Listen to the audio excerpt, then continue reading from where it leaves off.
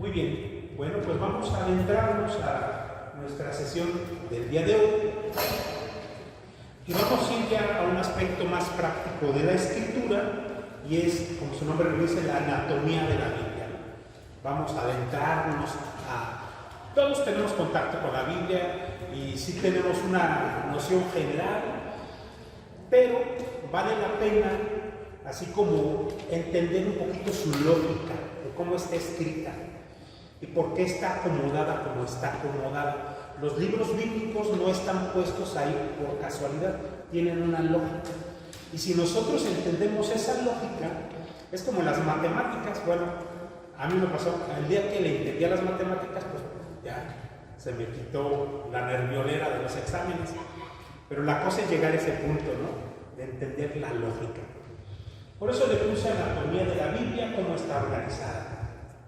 Y vamos a comenzar entendiendo que todo con lo que nosotros tenemos contacto en nuestra vida, y sobre todo cuando es algo nuevo, nos produce pánico. La primera emoción es pánico, miedo ante lo nuevo, lo desconocido, ¿no? Miedo a tener que aprender, porque el aprender nos causa miedo, porque hay que aplicar esfuerzo, técnica, hay que memorizar ciertas cosas, siempre hay miedo. Yo me acuerdo la primera vez que compré, ya hace muchos, ya casi 30 años, cuando salieron las computadoras, yo compré la mía por mi trabajo. Y me acuerdo que la pagué, me la llevaron. En esa época, como eran caras, la llevaban pues así como si fuera un mueble importante, ¿no? Y se bajaban dos hombres y la pusieron ahí y se pusieron a armarla. Era parte del servicio en aquella época, hace 30 años. Fue de las primeras computadoras. Y me acuerdo que me dijeron, pues pruébela. Y yo me acuerdo que la vi y dije, ah, caray. Dije, pues nada más díganme por dónde se prende y empiezo a checar si funciona. O sea, yo no tenía ni noción de dónde se prendía la computadora. Y eran las primeras computadoras que salieron precisamente para el tema del diseño gráfico, que ahorita pues ya eran, su capacidad es ridícula, ¿no? Ya lo que hoy estamos acostumbrados. Y lo mismo me pasó a mí, y yo creo que a todos, ¿no? Cuando nos llegó el celular, y chin, ¿cuál es el botón? ¿Y cómo mando? ¿Cómo pico? ¿Cómo le hago? Ese es el miedo, la desesperación y la frustración de enfrentarnos a lo nuevo. Lo mismo pasa con la escritura, con la Biblia, ¿no? Todo el mundo tenemos una serie de prejuicios porque pues, nos ha causado conflicto a enfrentarnos a algo que de entrada sí es complicado. La Biblia sí es complicada. Podemos definirla como fácil y difícil a la vez. Tiene sus partes fáciles, pero tiene sus partes difíciles. Y quien diga lo contrario, pues miente. Tiene sus complicaciones. Y estas complicaciones, pues hay que sortearlas. Y es como cualquier aparato nuevo, cualquier tecnología, cualquier novedad a la que nos enfrentemos. Recordemos cuando llegamos, de repente me tocaba ir a la Ciudad de México y uno dice, ¿y aquí cómo, no? Y uno empieza a sacar mapas, bueno, ya ahorita el Google Maps, y empieza uno a buscarle, porque uno tiene que aprender a vivir sobre esas novedades. Pues así es la vida, ¿no? Y la escritura pues, nos va a llevar a este desconcierto, a este miedo inicial. Pero esto lo vamos a superar en cuanto, como todo, empecemos a picarle y empecemos a familiarizarnos con el libro sagrado. En ese momento pues ya va a ser algo fácil y vamos a poder usarlo sin mayor complicación, porque el tema de la Biblia no es aprendérsela de memoria, es aprenderse algunos textos que van a ser para mí, pero aprender todo de memoria, pues no, o sea, eso es imposible. O sea, es un libro que tiene miles de años, que se sigue escribiendo y se habla sobre él y todavía no se agota. O sea, es un libro eterno, palabra eterna. O sea, no hay modo de poder decir yo ya me la sé. No, la historia del hombre sigue profundizando en la escritura todos los días, porque siempre hay novedad en ella. Pero si aprendemos lo que vamos a hacer el día de hoy, a empezar a familiarizarnos con ella y entenderla, ya ahí tenemos un gran trecho ganado y por ahí nos memorizaremos algunas cosas. Bueno, para esto vamos a entrar a entender que la Biblia, ya vimos en la primera sesión, pues es la palabra eterna. Cristo mismo está presente en la expresión viva de este libro.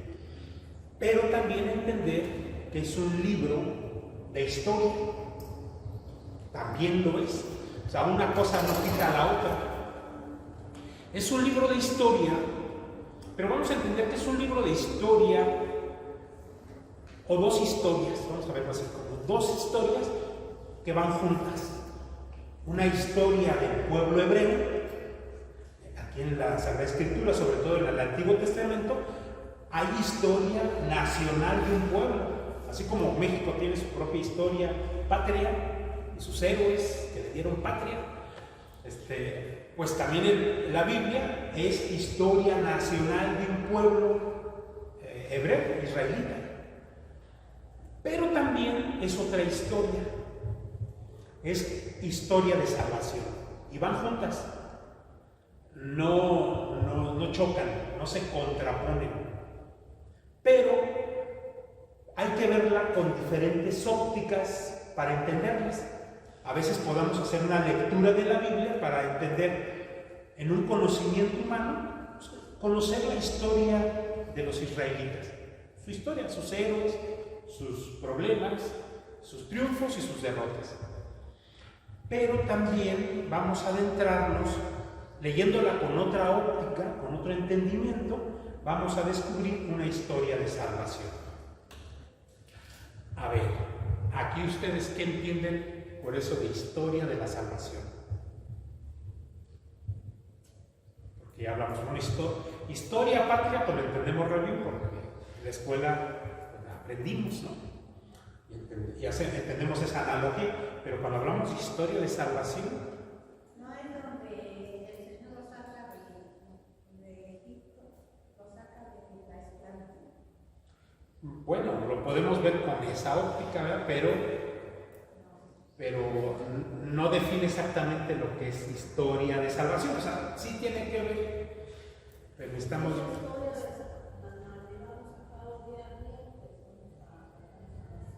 Ajá, sí, no, está relacionado, o sea, sí, está relacionado el tema, pero todavía historia de salvación es un tema muy particular que necesitamos como entender para poderlo profundizar. La historia de un pueblo que nos lleva a la vida eterna. Pues sí, va muy relacionado, sí. Pero vamos a entender que historia de la salvación, fíjense de esta manera, es la historia del hombre que ocurre precisamente después de que el hombre peca y que necesita ser salvado. Es la historia del hombre para llegar a ser salvado después de que cayó el pecado. Es la historia del hombre. Y aquí esta historia del hombre es del hombre y de los hombres de todos los pueblos. Por eso hacemos esa distinción entre la historia patria de los israelitas, que es una historia nacional, y que ellos así la entienden y la valoran, sus héroes, sus hazañas, sus derrotas, pero también podemos leer y entender la Escritura a través de una historia de salvación. La podemos ver con esa óptica. Y esto, ustedes van a decir, ¿y esto qué tiene que ver ahorita? Pues tiene que ver porque toda la Biblia está redactada bajo esos dos criterios de historia, como una historia nacional de un pueblo, pero también como una historia de salvación de la humanidad, de los hombres. Todos los hombres necesitamos ser salvados. Por lo tanto, en la Biblia viene una historia de cómo seremos salvados, la historia de la humanidad que va a ser salvada. Bueno, para esto primero tenemos que entender, pues pongo este gráfico, que entender qué es esto de la historia. Bueno, la historia es una ciencia humana. Es una ciencia humana que se encarga de redactar y recopilar todos aquellos acontecimientos humanos que ocurren dentro de un espacio y de un tiempo. Está como simple, ¿no? Siempre que nosotros recopilamos una historia humana que ocurre en un lugar y en un tiempo, estamos haciendo historia. Y esta historia va desde mi historia personal, la historia de mi familia, la historia de mi pueblo, la historia de mi país, la historia universal, la historia de la salvación. ¿Sí? Entonces ocurre que como una ciencia, pues se recapitula, se junta, ¿verdad? Se redacta, se le da un orden a esta información. Bueno, nuestras Biblias pues tienen esas dos capacidades, cualidades. Una realidad muy humana, que es la historia de un pueblo, pero también una realidad espiritual, que es la historia. La historia de salvación tiene que ver con una historia espiritual de salvación. O sea, ahí la vamos a leer, estos textos, haciendo una lectura espiritual. Bueno, voy a adelantarme un poco y decirles que así como Cristo es Dios y hombre verdadero, y no es más Dios que hombre, ni más hombre que Dios, sino es auténtica y plenamente hombre y auténtica y plenamente Dios, que están unidos de una manera misteriosa, única y perfecta. O sea, porque en la historia de la Iglesia siempre hubo esas discusiones. Si Cristo era más Dios que hombre, o no era hombre, solo era Dios, o si nada más era hombre y no era Dios. Es una discusión que en la historia de la Iglesia se ha dado, y de ahí surgieron muchas herejías. Entonces, nosotros, al final la Iglesia, por eso tenemos ese credo que decimos en misa, ¿no? Porque al menos hubo dos concilios, el Niceno y el de Constantinopla, allá por el siglo IV, donde los padres de la Iglesia hicieron una proclamación de que no, ni es solamente hombre, ni es solamente Dios, o porque había unas herejías que decían, bueno, no es un hombre, porque un hombre no puede, fíjense, es parte de una herejía, a ver si no les meto en confesión. Si Cristo es hombre verdadero, entonces Él tiene un alma humana, ¿sí? Pero ocurre que el alma humana está marcada por el pecado original. Por lo tanto, Cristo no puede tener un alma humana porque debería tener ese pecado original. Entonces, había quienes decían, pues entonces no tenía alma humana, no era hombre, solamente era divino. Y lo que la gente veía, lo que está redactado en los evangelios, era una presencia misteriosa, pero no era real. No sé si me explico. Como si Cristo hubiera sido un fantasma. Para algunas herejías, esto es para algunas herejías, no van a decir que yo lo dije. O sea, para algunas herejías era una apariencia, por eso los llamaban los apolinaristas, porque de ahí viene de apariencia. Él es una apariencia. Realmente no siente, o sea, nada más era como un holograma que se veía. Entonces, cuando él muere, pues él finge que le duele, pero no le está doliendo. Él finge que ríe, pero no se está riendo. Y ahí tiene un severo problema, ¿no?, teológico, porque si Cristo hubiera sido una apariencia, pues la salvación, la redención humana hubiera sido una apariencia, hubiera sido fingida, no hubiera sido real. Ahí hay un problema teológico. Entonces, si creemos que Cristo asume nuestro pecado, es porque Él asume nuestra condición humana. Pero bueno, son discusiones que en la historia se dieron. Pero el punto que quiero llegar, si no aquí me puedo ir muy. Entonces, así como Cristo es Dios y hombre verdadero, unido en una sola persona, en un solo ser, pues la Escritura tiene esa misma cualidad. La Escritura tiene un elemento espiritual y un elemento material. El elemento material está por demás decirlo, ahí está, lo vemos, lo tocamos y lo leemos, pero contiene un elemento espiritual. Y ese elemento espiritual es el que nos da la capacidad de entrar en contacto con Cristo por todo lo que vimos ayer y antes. Entonces vamos a entender que nuestra Biblia tiene dos realidades, una realidad material y una realidad espiritual. Y en esa realidad espiritual está el Verbo eterno, quien habla. Bueno, ¿por qué digo esto? Porque estamos hablando de historia, ¿no? Pues igual la historia, esta historia que está contenida en la Biblia, hay una historia muy humana, pero también hay una historia que podemos leerla en una lectura espiritual. Y ahí está esa historia de salvación para todos los pueblos. Ok. Muy buenas tardes.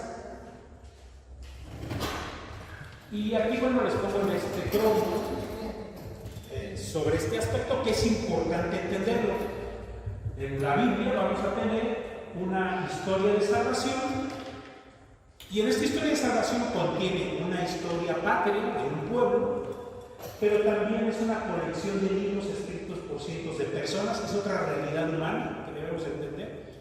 Muchas personas, los protestantes ponen un número, ellos dicen que fueron como 100 y algo, ¿no?, de autores bíblicos, y realmente no son muchos más, no sabemos cuántos, ¿no? Y por último decir, la historia de salvación es nuestra propia historia, ¿no? Fíjense aquí, el tema de la historia, cómo ha tenido diferentes vertientes. Una historia patria de un pueblo, una historia de salvación para toda la humanidad, pero también en la Biblia encontramos nuestra propia historia. Y ahí nos vamos a descubrir, haciendo esta lectura espiritual, vamos a descubrir nuestra vida en medio de este texto bíblico. De otra manera, Cristo nos está hablando de nuestras propias realidades, de nuestra existencia. Entonces aquí dice en el inciso C, la historia de salvación es nuestra propia historia, porque nosotros nos vemos reflejados en cada una de sus historias, en cada uno de sus personajes que intervienen en el desarrollo del plan de Dios. Nosotros, cuando estamos en nuestra vida, vamos a encontrar y descubrir en la Biblia que tenemos parte de Abraham, y tenemos parte de Moisés, y tenemos parte de un pueblo renegando en el desierto, pero también tenemos parte de un pueblo que aclama a Dios y lo reconoce, pero también tenemos parte de ese pueblo que peca, y luego parte de ese pueblo que después pide clemencia a Dios para que nos salve, y después somos también ese pueblo que de repente no confiamos bien en la providencia de Dios y queremos tener certezas económicas y de poder, pero también somos ese pueblo que tenemos esta parte como de anuncio, de profetismo, que anunciamos la palabra porque también tenemos defectos. Bueno, al final de cuentas en la Biblia vamos a irnos descubriendo mi propia historia. Fíjense lo interesante, ¿no? Tenemos en la Biblia encierra 3 historias, que no se nos olvide. Una historia muy humana, una historia de salvación para toda la humanidad y mi propia historia. Ahí me voy a descubrir yo reflejado. ¿Sale? Bueno, entonces esto nos va a ayudar a ir entendiendo cada uno de los libros. Bueno, aquí nada más quisiera hacer un paréntesis para entender un poquito esto de la historia. Y en la teología se habla hay una teología del tiempo. Y la historia es tiempo. La historia es tiempo y espacio. Cuando hablamos de historia es tiempo y espacio. Y esta teología del tiempo nos habla que nosotros los seres humanos pues vivimos en un tiempo y en un espacio, ¿verdad? Y está controlado por los relojes, por los calendarios, por las coordenadas. Lo tenemos bien calculado y bien medido. A ese tiempo nosotros le vamos a llamar el cronos. Se le usa esta palabra en griego para definir, es un tiempo humano. Vivimos a lo humano, nuestra realidad cotidiana. Cuando nos estamos viviendo a lo humano, metidos en nuestras broncas, estamos viviendo un cronos, un tiempo muy humano. que sería esta historia de este pueblo de Israel, sería como el cronos del tiempo del pueblo de Israel. Pero en la teología se habla de otro tiempo, hay otro tiempo. Y ese otro tiempo se le da otro nombre en griego que se llama el Kairos. Déjenme lo anoto porque si no nos vamos a quedar nada más en el aire.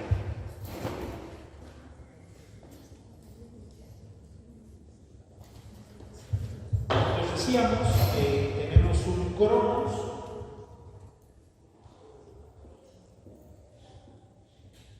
y un Kairos.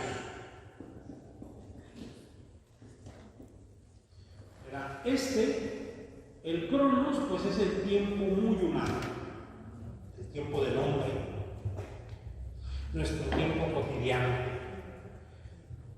Pero nosotros también tenemos la posibilidad, por nuestra capacidad espiritual, de tener un Kairos.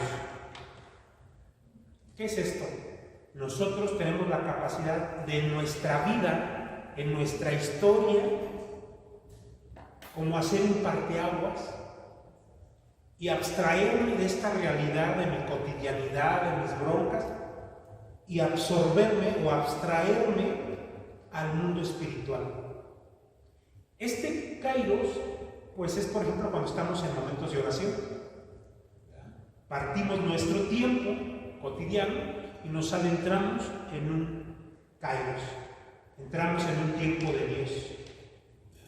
Un tiempo muy especial, particular. Por eso le da este nombre en griego, el Kairos.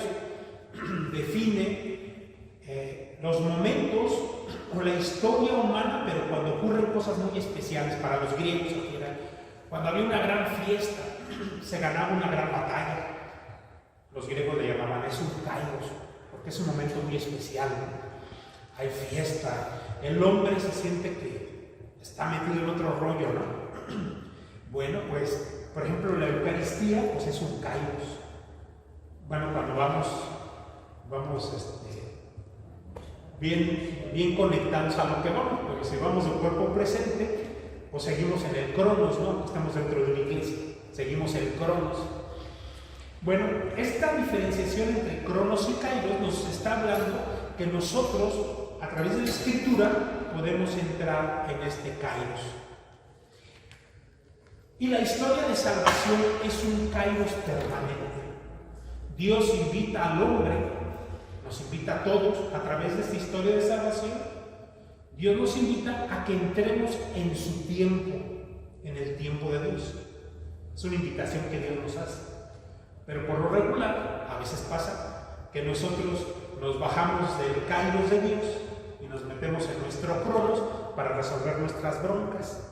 Y andamos acá metidos en el estrés, en la bronca, en la renegada, en los conflictos, pero es porque yo, en mi humanidad, pues no le confío mucho a Dios. Entonces yo decido hacer las cosas a mi modo, ¿no? Entonces empezamos a trabajar a lo humano y nos volvemos muy cronos, muy humanos en nuestro tiempo, hacer una historia muy humana. Pero Dios nos invita a que nuestra historia y nuestro tiempo lo hagamos un cronos, que hagamos un tiempo junto con Él.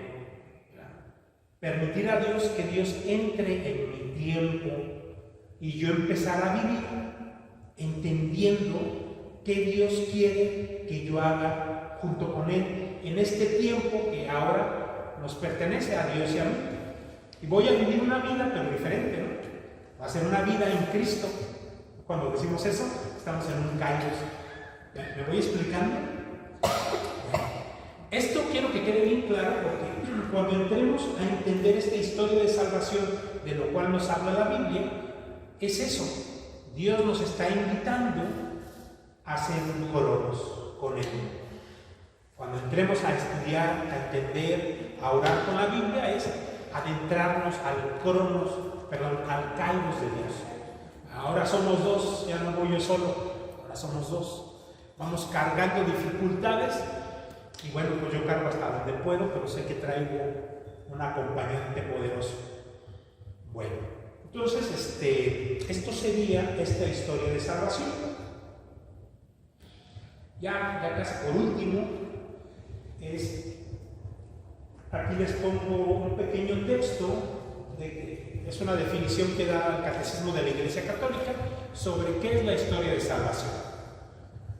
Y en el Catecismo de la Iglesia Católica dice: es el conjunto de acontecimientos históricos de cuando Dios ha hecho y continúa haciendo por los hombres para comunicarles, de acuerdo a un proyecto eterno suyo, su amor misericordioso y hacerles partícipe de su vida divina. ¿Verdad? Es lo mismo que ahorita hablamos, más que aquí el catecismo nos lo dice más propio, más bonito. ¿Qué es historia de salvación? Es este conjunto de acontecimientos históricos, reales, humanos, que vamos viviendo, donde Dios nos invita a participar de su vida divina, de su gracia, para que nosotros vivamos en relación a su proyecto. Cuando entramos en el Kairos, entramos al proyecto de Dios. Entonces tenemos que aprender a confiar en su providencia, porque es su proyecto. Yo voy dentro del proyecto de Dios.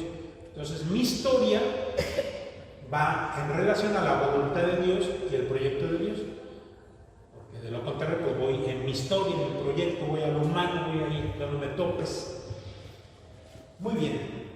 Bueno, pues esta Biblia, la Biblia, es una historia de salvación que vamos a leer y donde vamos a descubrir una historia de salvación para toda la humanidad, porque es una historia para... ¿Cuándo comienza la historia de salvación? ¿Cuándo comienza? Pues comienza cuando el hombre está necesitado de ser salvado, o sea, inmediatamente después de que Adán y Eva pecaron. Ahí en el capítulo 3, versículo 15 del Génesis, precisamente es muy interesante. El hombre y la mujer pecan con el famoso fruto, que muchos dicen que es una manzana, pero es un fruto, dice la Biblia. Pecan, inmediatamente después aparece Dios haciendo una promesa de salvación. ¿Sí se han fijado ahí? Por eso se le llama protoevangelio. Ahí dice: enemistad pondré entre ti y la mujer, le dice a la serpiente, ¿no? Entre tu descendencia y su descendencia, y él te pisará la cabeza. O sea, hay una promesa de que vendrá un varón, que pisará la cabeza de la serpiente. Que en algunas Biblias, en las Biblias latinoamericanas dice ella, pero en la Biblia de Jerusalén, que es la buena, es un masculino, sí. Bueno, y aquí ya hay muchos porqués, ¿no? Hay muchos porqués, porque sí es un diálogo que Dios va haciendo con la serpiente y con la mujer. Y es la mujer pecadora que le acaba de fallar a Dios. Y Dios, en lugar de recriminarle, castigarla, cargarle todos los males a ella y a Adán, pero ella empezó. Entonces, en lugar de hacer un acto de represalia de Dios contra Adán y Eva, inmediatamente después del pecado, en lugar de reprimir, Dios promete salvación. Entonces ahí vemos un acto de misericordia así, impactante, ¿no? O sea, acaban de fallar, acaban de pecar, acaban de querer ser como dioses, acaban de querer quitarle el puesto de Dios. Y bueno, sí hay una consecuencia, porque Dios es justo, pero fue misericordioso al momento en que ofrece salvación. Y ahí comienza esta historia de salvación. Ahí. ¿Y cuándo va a terminar esta historia de salvación? ¿Cuándo creen que se acabe? En el Apocalipsis, precisamente. Apocalipsis nos narra el final de esta historia de salvación. Cuando venga la nueva Jerusalén, ¿no? Ahí lo narra el final del Apocalipsis. Bueno, y por eso este libro narra toda la historia de salvación, desde que el hombre peca hasta que el hombre va a alcanzar salvación como humanidad, pero vamos a descubrir también salvación en esta clave personal, mi propia historia de salvación. Entonces vamos a hacer dos lecturas: la historia de salvación de la humanidad y la historia de salvación personal. Ahí estoy yo metido. Muy bien. Bueno, les advierto, esto se va a volver un poco técnico y puede ser un poco aburrido, pero pues, si quieren que le haga, así es esto. No puedo hacer más. Bueno, para poder, como habíamos dicho al principio, hay que entender la lógica de toda la Biblia. Y para esto hay que entender esta historia de este pueblo de Israel. Entonces, para entender esto y para entender también la historia de salvación, pues nos tenemos que meter a la historia. Empezamos un poquito como a entender la historia. Ahora, no quiero que se asusten y que quieran memorizar todo lo que está acá, porque eso está del coco, no se puede, ¿no? Esto hay que hacerlo poco a poco. Poco a poco vamos a ir familiarizándonos con datos históricos, tiempos, fechas, pero ahorita lo voy a hacer para que ustedes como que tengan la idea general y ya después vamos a llegar a la Biblia, a la estructura de la Biblia, para ver cómo ahí van encajando estos elementos históricos, ¿sale? Para que no se me abrumen, digan, ching, ¿qué voy a hacer con todo esto? Bueno, en las hojas que se les dio, ahí ustedes van a encontrar, pero por libros, pero lo vamos a ver más adelante, si quieren ahorita no los lean, pero ya que lleguemos al momento de ver la Biblia y la vamos a cotejar con esta historia, vamos a ir descubriendo pues cómo ahí está entrelazado. Bueno, para empezar, para poder entender, porque siempre ha sido un poco bíblico el que cuando se parte la historia en dos, en el antes de Cristo y después de Cristo, bueno, pues el antes de Cristo viene una cuenta en años de mayor a menor, y ahí es donde nos empezamos a hacer bolas, ¿verdad? Porque estamos acostumbrados a contar los años de menor a mayor, así vamos todos. Yo también quisiera contar mi edad de mayor a menor, pero no se puede, ¿no? O sea, ya estamos después de Cristo, hay que contar de menor a mayor. Pero eso nada más se cuenta en el Nuevo Testamento. En el Antiguo Testamento se va a contar de mayor a menor. Entonces, hay esta historia que se coteja con la historia universal. Está realizada, pues se les llama, en el argot bíblico, se les llaman los exégetas.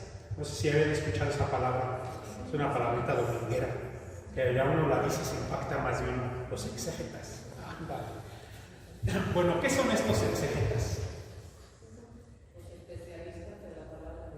Más o menos, pero tienen una cualidad muy particular. Sí son especialistas, son estudiosos de la Biblia, pero tienen una capacidad, una cualidad, ¿no? Bueno, ok, se los voy a decir.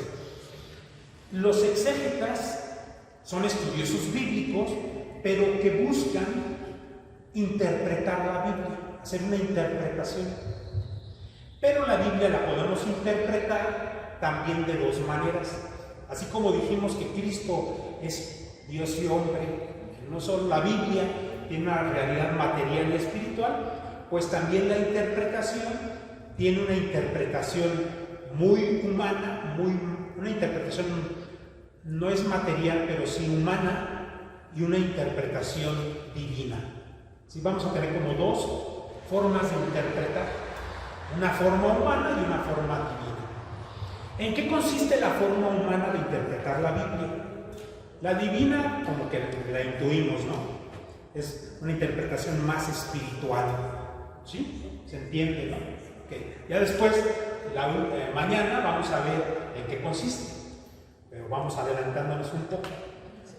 Bueno, esta interpretación humana de la Biblia consiste en que voy a estudiar la Biblia contrastándola con las ciencias humanas. O sea, el estudio bíblico también interviene en ciencias humanas.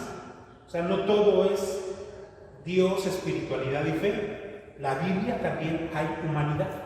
Como habíamos visto, ¿no? La Biblia habla de Dios y habla del hombre. Entonces, para entender esta parte humana, pues hay que estudiarlo desde la ciencia humana.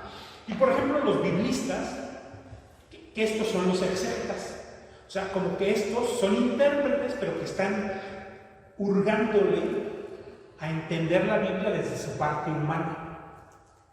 ¿Sí me voy explicando?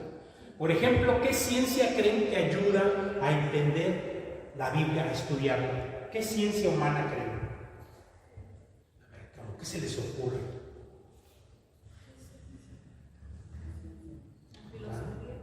La filosofía, sí, aunque no, sí. Ahí podemos, a través de la Biblia podemos llegar a asuntos filosóficos, sí.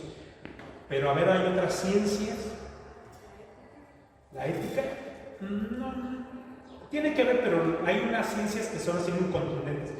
Por ejemplo, esta ciencia de la que estamos aquí hablando. La historia. La matemática, pues como hay algo, pero no es tanto. Hay unas ciencias que sí son contundentes. Por ejemplo, la historia es una ciencia humana que ha estudiado la Biblia. ¿Qué otra ciencia muy pegadita a la historia? La antropología y la arqueología. ¿Mande? ¿Teología? Teología sí, aunque en esta, la teología tiene que ver más como con la parte espiritual, de interpretación, sí. Sociología, sí, sociología, antropología, todo eso sí lo han estudiado los biblistas. También la psicología, porque hay que entender, por ejemplo, con un poquito de psicología no se ocupa mucho, vas entendiendo a los autores bíblicos, ¿no? Sus personalidades. Por ejemplo, de los profetas. Uno empieza a ver a los profetas, cuando uno los lee con esta clave psicológica, uno entiende más o menos cómo eran estos profetas. Y vamos a descubrir, por ejemplo, un Isaías, que era un hombre enérgico, que era muy aventado, muy arrojado, un hombre, como ya había dicho, intrépido, culto, un hombre muy elevado, hace poema. Entonces uno va leyendo sus libros y uno empieza a imaginarse la personalidad del autor. Uno está viendo un Isaías, un hombre, casi lo vemos y nos impacta su presencia, ¿no? Pero después leemos a Jeremías y es un profeta pequeñito. Es pequeñito porque era un hombre, y lo vemos ahí, muy sensible, una sensibilidad de artista, ¿no? Casi de estos hombres que todo les impacta, les impresiona, lloran mucho. Sí, así era Jeremías, un hombre muy sensible, un hombre temeroso, timidón. Dios lo tenía que estar aventando. Órale, Jeremías, órale, tú puedes. No, Señor, mira que soy un muchacho. Sí, pero tienes boca. Déjame tocar tus labios. Sí, entonces esas personalidades de los autores bíblicos, pues nos ayuda mucho la psicología a entenderlos, ¿no? Por ejemplo, otra parte también que nos ayuda el estudio bíblico es todo lo que tiene que ver con la escritura, o sea, todo lo que tiene que ver con la escritura, entender los textos, ¿no? Como escritura, la palabra es gramática, tema de gramática, verbos, adjetivos, ¿mande? Sí, todo eso, sí. Por ser un pueblo que vivía del pastoreo y de la agricultura, también se tiene que entender el conocimiento para entender, por ejemplo, los ejemplos y las parábolas que se daban, o esas oportunidades. No, sí, o sea, ayuda mucho a entender el contexto del lugar. Sí, también ayuda mucho a entender por qué hablaban. Pero bien curioso, por ejemplo, hay un profeta menor que se llama Amós, que era un granjero, él era un agricultor. Él dice,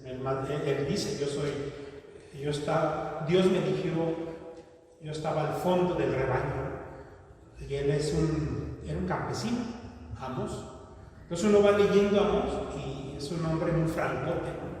O sea, habla así muy rudo, muy francote, es de esos que no se tocan el corazón para decir sus crudezas, pero muy diferente, por ejemplo, a Isaías, ¿no? Muy propio. Todo eso vamos a ir descubriendo. Bueno, entonces el exégeta es el que estudia la Biblia y la interpreta haciendo uso de estas ciencias humanas críticas, ¿no? Va entendiendo el contexto de ese pueblo, el contexto del autor, qué pasaba en la historia. Ayuda mucho. Bueno, ya me desvié del tema, pero vamos ahora sí a entrar. ¿Sí alcanzan a ver más o menos? Vamos a ir, esta es una línea del tiempo, donde vamos a ir viendo los diferentes épocas, sus personajes y un más o menos su momento histórico. ¿En qué momento histórico pudo pasar? Unos hay más certeza histórica que otros. Aquí yo empiezo con Adán. Pero ustedes no van a decir, bueno, la Biblia empieza con Adán y Eva. ¿Estamos de acuerdo? Bueno, el Génesis, los primeros 11 capítulos del Génesis, los vamos a conocer como una protohistoria.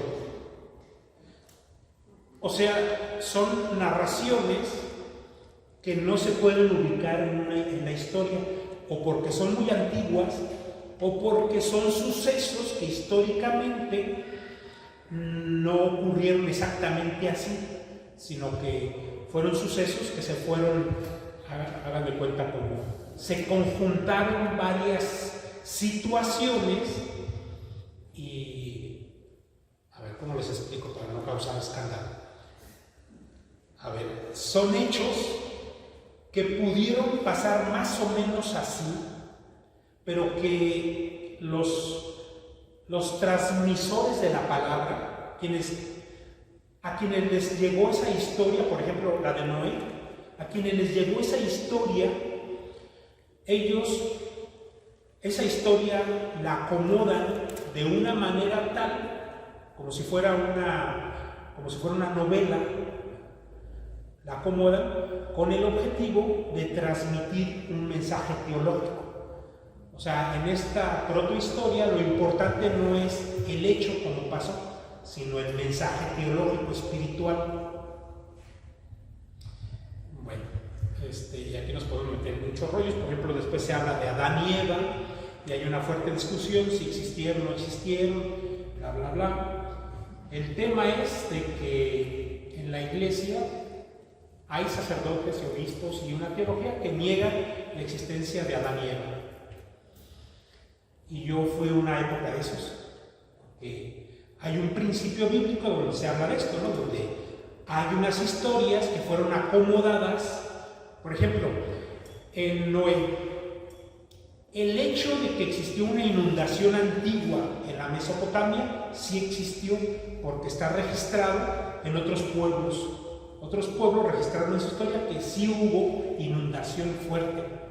El hecho sí pasó. Lo que se pone en duda es que si Noé, con todo lo que ahí se narra, pasó exactamente así.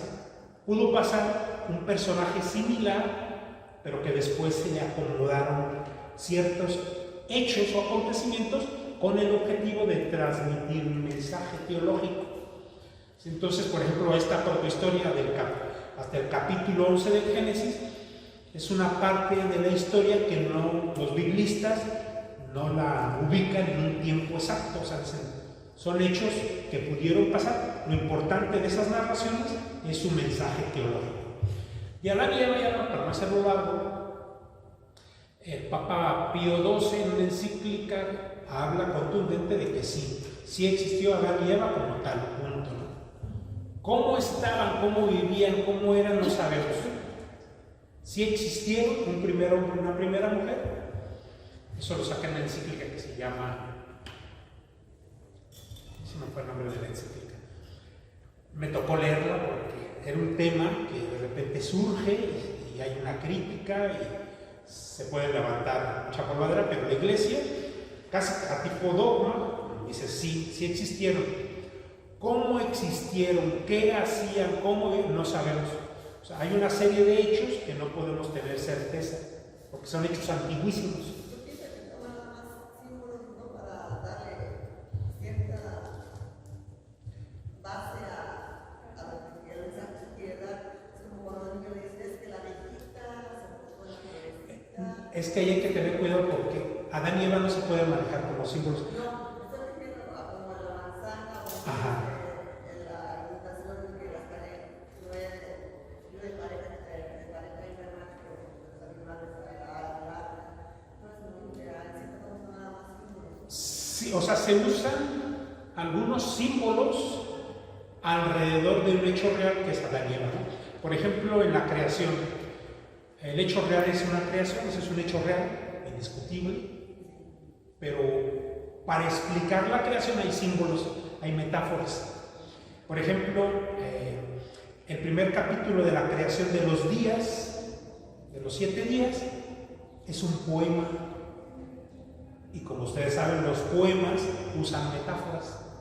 Entonces, como lo narra ahí, no pasó exactamente así. Es más, el capítulo 2 tiene otra narración de la creación. ¿Se sabían eso? El capítulo 1 tiene una narración de la creación, que es el Dios creador con el poder de su palabra, que crea en 7 días. En el capítulo 2 narra Dios creando al hombre y a la mujer de la costilla y del barro. Ese es el capítulo 2. Pero si nos vamos al capítulo 1, ahí ya había creado al hombre y a la mujer. Hagamos al hombre y a la mujer nuestra imagen y semejanza. Es la narración del capítulo 1. Y luego vuelve a crearlos en el capítulo 2. No es de que los volvió a crear, sino son dos narraciones diferentes de un mismo acontecimiento, la creación. Cada quien lo explica de diferente manera. Por eso, nada más para... Y no me quiero meter mucho, que nos podemos meter en rollos así.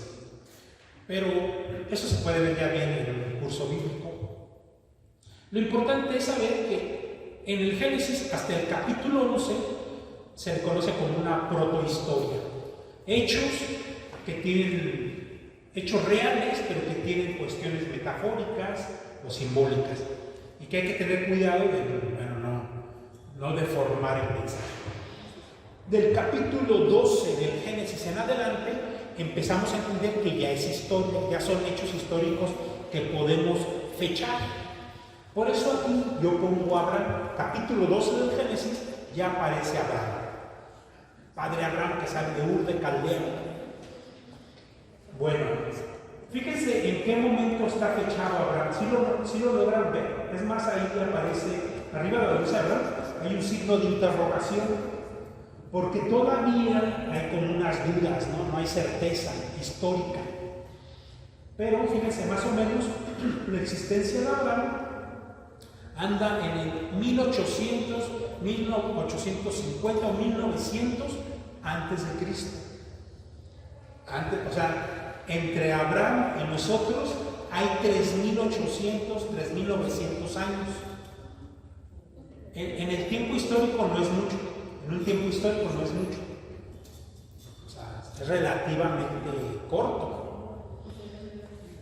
Bueno, en esta tabla, hasta abajo, aparece, ya no lo alcanzan a ver, yo acá tampoco lo veo, pero abajo estos autores de esta línea del tiempo van anotando acontecimientos universales. Creo que por ahí habla algo de habla de las dinastías egipcias, por ejemplo, ahí abajo. Bueno, fíjense cómo entre 1800, 1700 y 1600 están ahí acomodados estos patriarcas, Isaac, Jacob y José, ¿verdad? Son hijo uno del otro. Más o menos ya se saben las historias, pero estos no son los para irnos ubicando. Eso se ven dos franjas. ¿Sí ven? Se dividen en dos franjas, reino del norte, reino del sur, y ahí va apareciendo el nombre de cada uno de esos reyes, tanto del norte como del sur. Y es un montón de reyes que se da en estos dos reinos. Y ahí estamos más o menos en el año 900, 800. Por eso este periodo se le va a llamar el periodo de los reyes, esta gran. Y atrás en el periodo de los jueces. Bueno, esto yo sé que a lo mejor ya lo han visto, pero aquí es importante tenerlo claro porque va a ser el orden que va a guardar nuestra escritura. Está en el 800, en el 700, fíjense cómo hay en el 700. A ver, déjenme. Ok, sigue los reyes, Ezequías. Bueno, ok. Tantito antes del 700, si ven ahí la columna de 700, si ven cómo la columna de arriba se rompe. Es porque hay un acontecimiento histórico. Eso está en la historia universal, no solamente en la historia de la Biblia. Eso está cotejado con la historia universal. El pueblo asirio se convirtió en un gran imperio y se comparaba, y actualmente hay escritura, hay relieves. Este pueblo actualmente es Siria, Siria, que está ahí en el Medio Oriente, que ha tenido varias guerras, pues ahí estaba sentado los asirios. Y este fue un pueblo muy cruel. Hacían batalla, hacían guerra, pero eran crueles. Casi se han comparado pues, con los asesinatos que tenemos aquí en México, así, con saña y con crueldad, ¿no? De despedazar, desmembrar. O sea, era este tipo de imperio, los asirios, que son los que destruyen el reino del norte. Y se los llevan, aniquilan el pueblo, lo desaparecen, porque ellos tenían mucha hazaña, pues. O sea, deshacen el pueblo del norte. ¿Dónde quedó? Nadie supo. Pero continúa el reino del sur, que continúa teniendo un rey descendiente de David. Y este pueblo se sentía todopoderoso. En este periodo de los reyes, vamos a descubrir, si nos acercamos, vamos a ir descubriendo ahí los nombres de los profetas. Estos profetas, en este periodo de los reyes, hacían la función de ser como los consejeros espirituales de los reyes. Los reyes tenían sus propios consejeros políticos, pero en el tema espiritual siempre había un profeta que aconsejaba al rey. Así que antes de la destrucción del reino del norte por los asirios, existieron profetas que estaban anunciando, hablando con los reyes y con el pueblo para que se convirtieran, porque si no, Dios los iba a destruir. Y pues los destruyeron porque no entendieron. O sea, y por eso tenemos ahí, ¿qué profetas fueron profetas del norte? Fue el profeta Amós, el profeta Oseas. Isaías también profetizó, aunque Isaías estaba en el sur, pero también hacía profecías para el norte. Entonces vamos viendo cómo estos profetas lo que iban anunciando se iba cumpliendo en la destrucción de estos reinos. Vamos en el 700, fíjense cómo continúa el reino del sur. Está ahí Ezequías, Manasés, y luego en el año donde dice 600, que es en el 586, pues viene, ahora le toca la destrucción del reino del sur, que tenía su cabecera en Jerusalén, y que también ahí vamos a encontrar una serie de profetas que van anunciando a estos reyes que están acá abajo, les van anunciando que se conviertan, que regresen a Dios, que no tengan confianza en sus ejércitos y en sus armas, sino en Dios, que es poderoso, y Él podrá librarlos de los enemigos. Aquí quiero hacer un paréntesis. ¿Cuáles eran los grandes pecados del pueblo de Israel que tanto denunciaban los profetas? No sé si por ahí se eran, ¿mande? La idolatría. O sea, el pueblo y los sacerdotes de Jerusalén y de Israel rendían culto a otros dioses. Es más, dentro del templo de Jerusalén había culto a otros dioses. O sea, eso era el escándalo divino. O sea, Dios estaba escandalizado con eso. Y eso lo vio en visiones el mismo, el profeta. Las tablas de la ley también, ¿no? Ya, cuando bajó Moisés con las tablas, ya tenían el becerro que... Sí, pero eso estaba mucho antes, habían con Moisés. Pero digo, de ahí empezaron.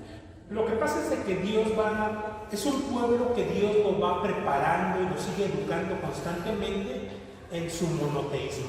Entonces el pueblo de repente se le olvidaba y regresaba al paganismo y lo corregía y se regresaba. Fue como una constante en el pueblo, aunque era un pueblo monoteísta, pero siempre su pecado, su inclinación, el gustito. Bueno, fue un común. Pero ¿qué otro gran pecado Dios señalaba por medio de los profetas? Era la injusticia social. O sea, uno era la injusticia contra Dios en el tema del monoteísmo, pero también era la injusticia social, ¿verdad? El no ser justo con el pobre, con la viuda, con el huérfano, el robarlos, el abuso, todo eso está señalado por los profetas. ¿Qué otra cosa también se a ver, es monoteísmo, justicia social, pues creo que eran de los grandes. Bueno, y la conversión, sí, o sea, ok, reconoce a Dios, pero conviértete. O sea, Dios no quiere nada más que le vayas a rendir culto y matar becerros, sino tú en tu corazón convierte, que tu corazón esté sacrificado. Todo eso son los temas de los profetas, es muy repetitivo y lo decían de muchas maneras. Bueno, en este periodo de Reyes, que ahí vemos hasta donde dice 600, más adelantito, sería el 586, ahí tenemos un cuadrito clarito, así como una ola verde. Ahí es la destrucción de Babilonia, perdón, la destrucción de Jerusalén, el exilio a Babilonia. Se llevan a este pueblo, se los llevan prisioneros. Los babilonios, que es otro imperio, ocurre que en la historia los babilonios crecieron en poder y dominaron a los asirios, porque los asirios eran el gran poder. Ahorita serían, así como poniendo ejemplos, así como Estados Unidos o una Rusia, el gran poder del imperio, y que de repente llega otro imperio y se coma ahorita podría ser China, como otro que puede ser un imperio, y que a nosotros nos tocara ver cómo China se come al imperio americano. Y quizás lo veamos, pues fue lo que pasó en este periodo. O sea, los babilonios logran crecer como imperio y se conquistan a los asirios y ahora son los babilonios. Y estos babilonios pues también conquistan con armas, con guerra y con muerte, pero no eran sanguinarios como los asirios. O sea, estos se agarran a los judíos y se los llevan prisioneros. No los matan, no los despedazan, no los aniquilan. No. O sea, más bien los explotan. Los explotan, no los maltratan, todo eso, pero y sí matan a varios, pero no era esa hazaña de destruirlos. También en el Imperio Romano, ¿no? Ah, sí, también ahí se veía. Pero bueno, había como ciertos límites y casi. Bueno, entonces después ahí viene el exilio a Babilonia, y después ahí vemos, además ahí dice prisión, y después en el año 500, o un ratito antes del 500, el pueblo regresa. Es liberado porque surgió otro gran imperio. Era un periodo de muchos imperios. Primero los asirios, luego los conquistan los babilonios. Los babilonios ya se sentían que eran todopoderosos, pero ocurre que crece otro pueblo que eran los persas. Pero todavía los persas eran más respetuosos, era un pueblo muy respetuoso de la cultura, de las personas. Y lo sabemos por la historia universal, ¿eh? Sí. Y este pueblo persa, con su rey Ciro, o sea, le dan la oportunidad al pueblo a que regrese a su tierra, que se reconstruya, que crezcan, que trabajen, pero me pagan impuestos. O sea, eso sí, el impuesto eso no se perdona. O sea, se perdona la vida, pero el dinero no. Es muy sabio este persa. Entonces, por eso regresa, y ahí donde dice 500, comienza un periodo de reconstrucción de Jerusalén. Se empieza a reconstruir el templo, porque ese templo que construyó Salomón fue destruido. Bueno, entonces ahí vamos. Después, ahí se alcanza de ir, con ese dominio persa, no más de persa, porque el dominio se la come. Ahí está el año 400 antes de Cristo. Fíjense cómo hemos ido avanzando. Estamos en el año 400, pero estos persas pues no duran mucho porque llega otro imperio. Ahí en el año 300 aparece otro fenómeno que sería Alejandro Magno. Ahora son los helenos, los griegos, los que crecen y conquistan. Así es el periodo. ¿Qué le pasaba al pueblo de Israel? Pues era como el hilacho viejo. Lo aventaban para un lado, lo aventaban para el otro. Y según te tocara el imperio, pues te respetaban más unos que otros. Pero al fin y al cabo, el pueblo de Israel siempre fue dominado pues, por extranjeros. Unos más respetuosos que otros, pero siempre dominados. Y ahí tenemos, fíjense, ahí está el año 300. Viene después el dominio, ahí dice el dominio de los lajidas, que serían como los descendientes, como Alejandro Magno ni se casó ni tuvo hijos ni nada de nada, y se murió chavo, pues quienes se quedaron con el control del imperio fueron sus generales. Entonces ellos quedaron dominando pues todo el territorio griego, pero ya lo tenían dividido, ¿no? Cada general que tenía su territorio. Y el pueblo de Israel pues estaba controlado por un gobernante griego, después viene el 200, y ahí más adelante, ahí cambian de manos algunos generales griegos, y ahí donde empiezan los cuadritos amarillo, rojo y amarillo, es el periodo cuando vienen los famosos romanos, en el 163, Pompeyo conquista. Entonces ahora llegan los romanos y le quitan a los griegos. Fíjense todos los imperios que vimos aquí. Así de rápido, así, bueno, fueron los egipcios, salen de Egipto, asirios, babilonios, persas, helenos o griegos y romanos. Por eso el pueblo de Israel, para estas fechas, en el año 300, 200, el pueblo de Israel está urgido y ansioso de que ya llegue el Mesías, porque, como ya vimos en la historia, están hasta el queque de tantos gobiernos, reyes que los someten, y el pueblo de Israel quiere un Mesías. Mesías quiere decir rey, un rey ungido. Quieren que venga un rey ungido, un Mesías, que los libere y ya por fin no los domine nadie. Por eso van ansiando, ya en el año 200 por ahí, hay una ansia de que llegue un Mesías, ya, nos urge. Ocurre que cuando llega Cristo, pues Cristo lo traía de caballo y guardias. Entonces por eso muchos judíos pues no se la creyeron. Pues incluso, bueno, se sabe, ¿no? De Judas, que lo traicionó, él creía que iban a venir, como era poderoso, iban a venir a salvarlo y que iba a ser el rey. Sí. Y al último se estrelló. Sí. No, recordemos a la mamá de Juan y Santiago, ¿no? Que cuando le dice, Señor, cuando estés en tu reino, pon uno de mis chamacos a tu izquierda y otro a tu derecha, ¿no? O sea, todavía se ve el destello de estos apóstoles todavía pensando a lo humano, ¿no? Aquí va a haber un reino importante y va a haber hueso. Entonces estos dos son a cada lado. O sea, para que vean cómo es el peso de esta historia en la mente del israelita, pues era muy poderoso. O sea, realmente buscaban un Mesías rey, militar, conquistador. O sea, entonces les llega uno pobre y muy bueno, pero pues hacía milagros, pero no traía ejército. Es más, hay un texto en Juan donde dice que después de la multiplicación Jesús salió huyendo, se fue huyendo, y dice ahí el texto, para que no lo hicieran rey a la fuerza. O sea, porque el pueblo después de ver la multiplicación dijeron, pues si multiplicó panes va a multiplicar caballos y guerreros. O sea, vamos haciéndolo rey, ¿no? Y aparte comemos gratis. O sea, todos los beneficios en uno. Jesús sabía que este peso de la historia humana del pueblo de Israel iba en su contra, o sea, que él traía otro proyecto, ¿no? Un reino espiritual, un reino de salvación. Bueno, ahí venimos muy fuerte, bueno, ahí llega en el año, poquito antes del 160, pues ahí está la conquista romana.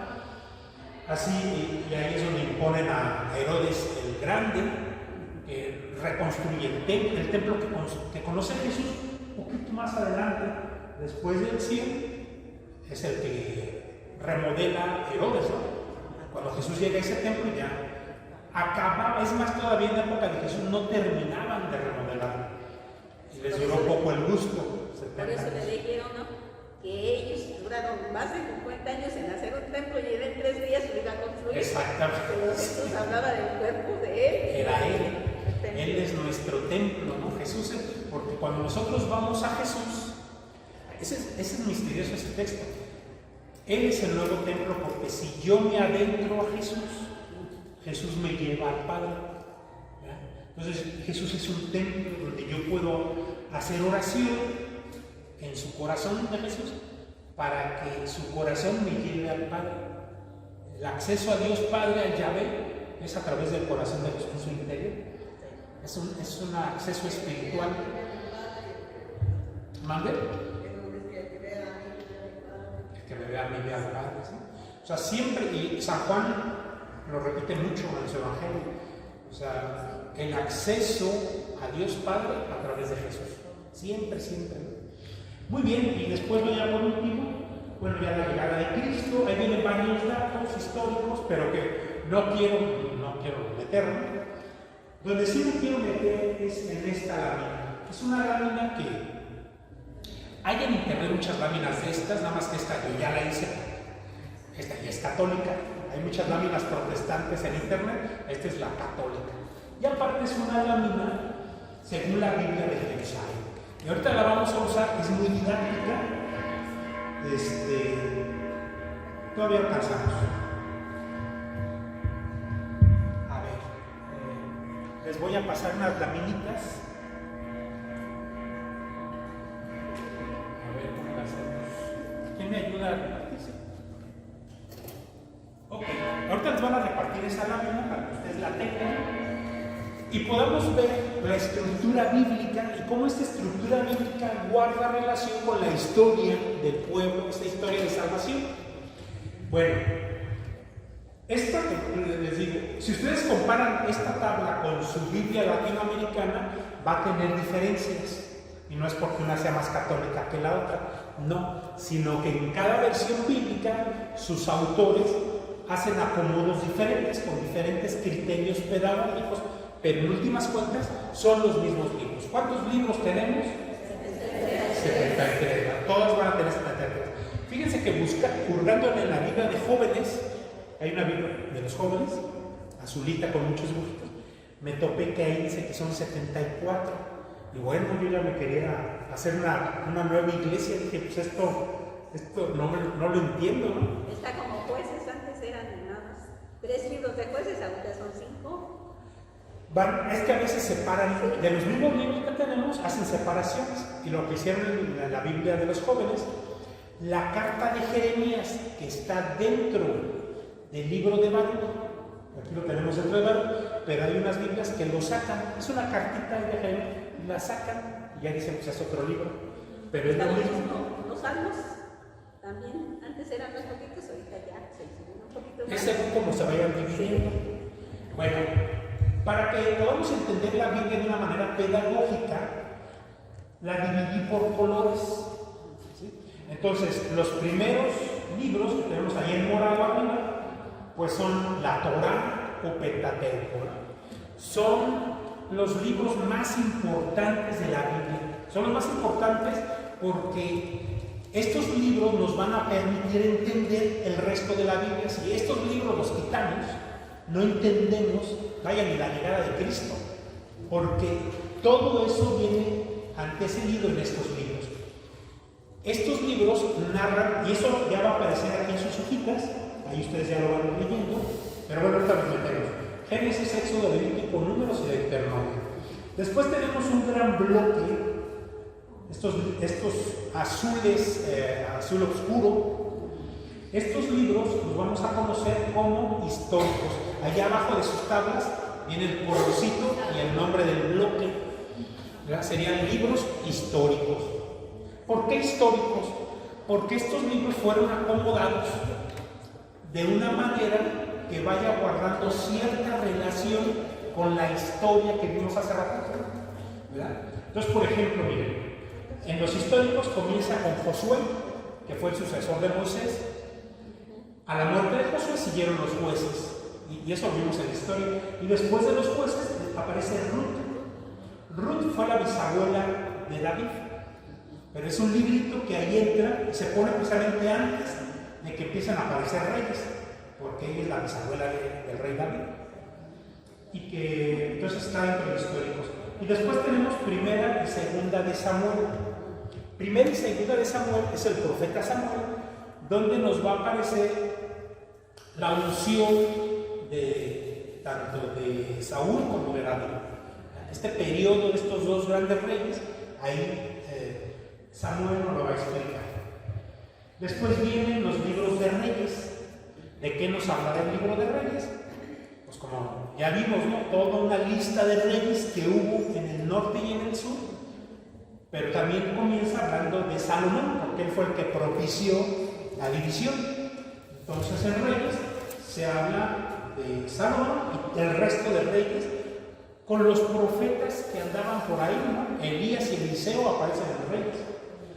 Después tenemos Crónicas, primera y segunda de Crónicas, que sería como la misma historia de Reyes, pero ahora nos lo explican como que de otra manera y como que amplían la explicación, nos dan más datos, ¿eh? Que no nos dio Reyes. En sí, estos serían como 4 libros que estarían como juntos. El tema es el mismo, los de Reyes y los de Crónicas. ¿Se acuerdan que después se acaban los reyes cuando viene la conquista de Jerusalén? Se acaban los reyes. Los primeros reyes que se acaban fueron los del norte con los asirios. Y ahí explican reyes. Pero después, cuando llega la destrucción de Jerusalén, ya no hay reyes por ningún lado. Se acabó la dinastía de David. Y eso pues lo vemos ahí en estos libros de Reyes, cómo se acaba la dinastía. Y vienen Esdras y Nehemías. Esdras y Nehemías son 2 encargados de la reconstrucción de Jerusalén después de que el pueblo regrese. Así que la narración de la reconstrucción, ya que llegó el pueblo de nuevo a Jerusalén, nos lo voy a explicar en estos días. Van viendo cómo va llevando una lógica histórica, no está porque sí, lleva una línea histórica.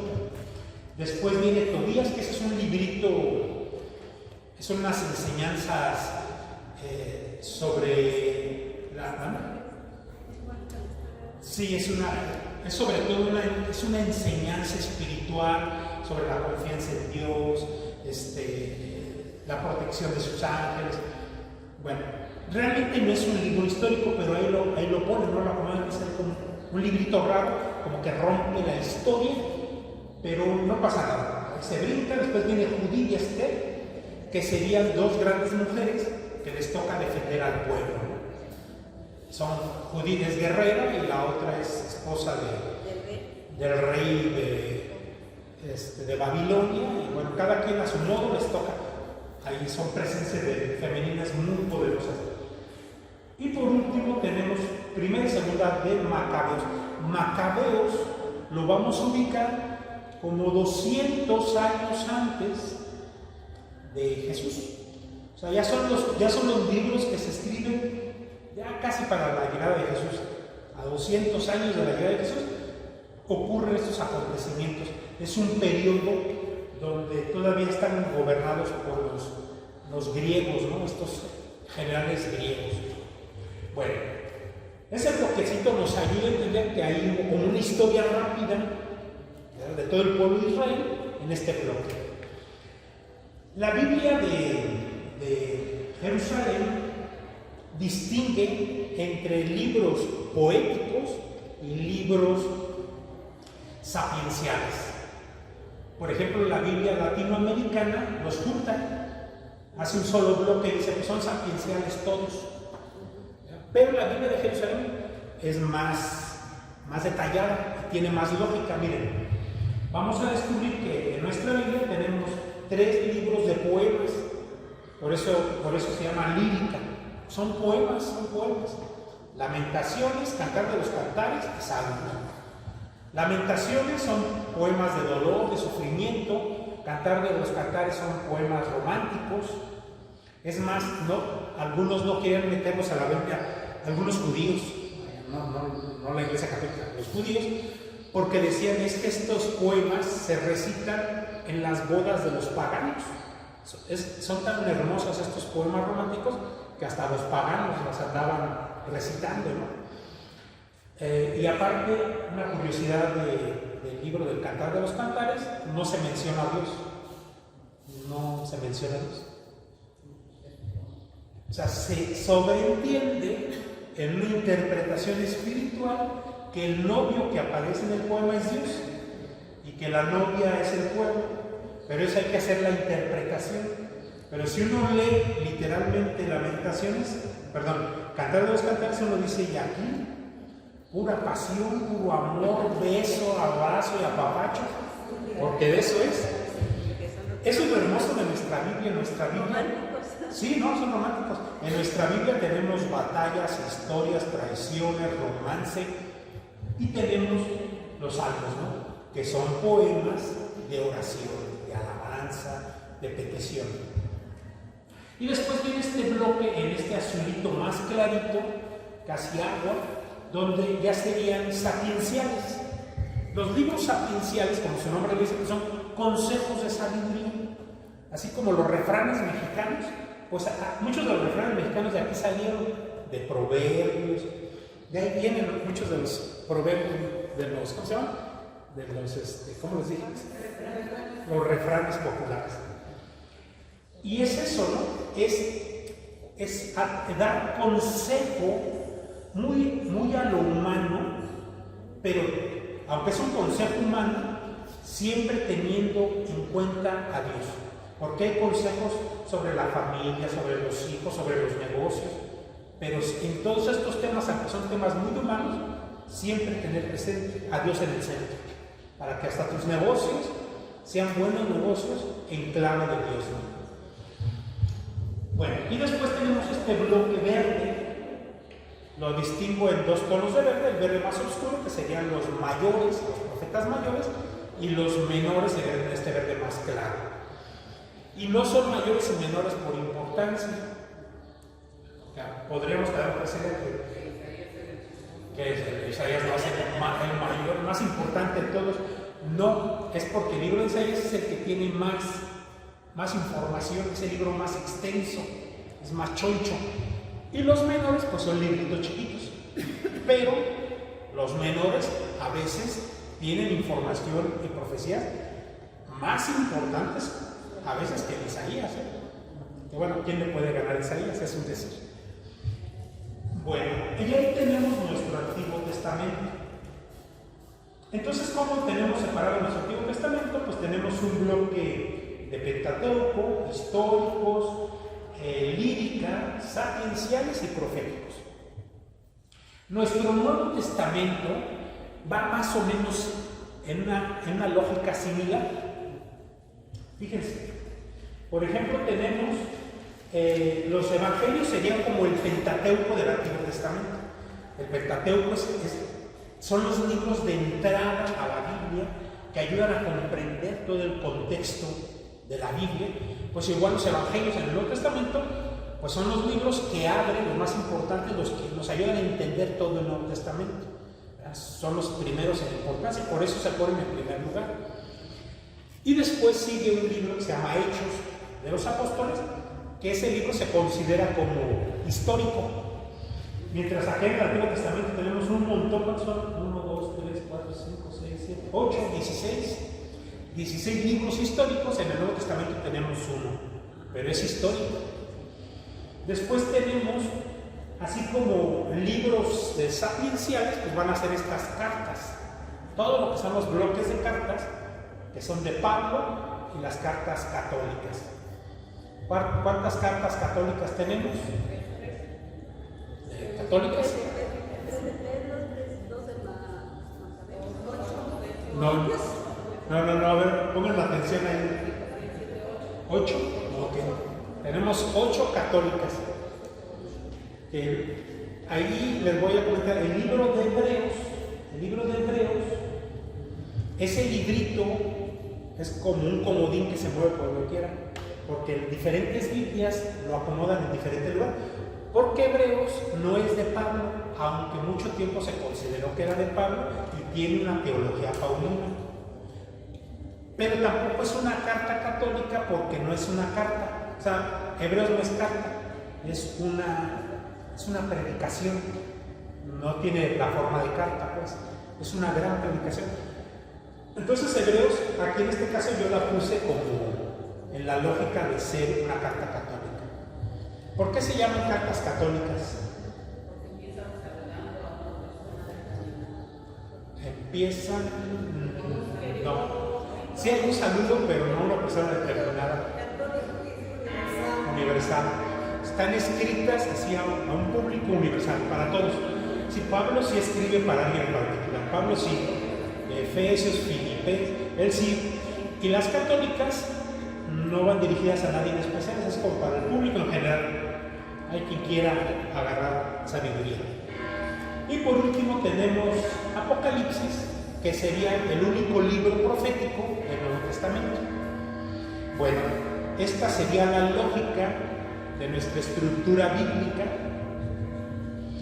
Y a partir de aquí vamos a ir, si esta más o menos nosotros la vamos, no memorizar toda la estructura, memorizar los bloques bíblicos por sus colores y entender la lógica.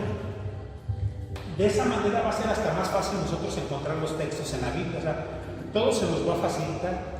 Por ejemplo, si vamos a buscar información, teniendo clara esta lógica, podemos hasta encontrar en la Biblia, aunque no sepamos la cita, más o menos le podemos hurgar y podemos encontrar un texto, ¿no? Por ejemplo, si vamos a buscar en la Biblia algo relacionado al pueblo israelita en el desierto, pues nos tenemos que ir forzosamente a Éxodo, a Levítico, a Números o a Deuteronomio. Los 4 libritos que están al principio, los 4 mencionan el pueblo en el desierto. Y ya no andamos perdidos por toda la Biblia. A ver, ¿dónde hablará sobre el desierto? Pues no, ya uno ubica, pero porque más o menos uno va estructurando la mente a localizar. Bueno, quería hacer un pequeño juego, pero pues ya no tenemos tiempo. Ya regresando, mañana hacemos un pequeño jueguito, se trae su tablita y hacemos un pequeño juego, a ver cómo les va de preguntas y respuestas. Bueno, vamos a hacer nuestra oración final. Bueno, antes de eso. No, ¿vale? No, esa ya es cortesía de la casa. Sí, esa es para que la disfruten, la tengan. ¿Alguna duda, pregunta antes de irnos?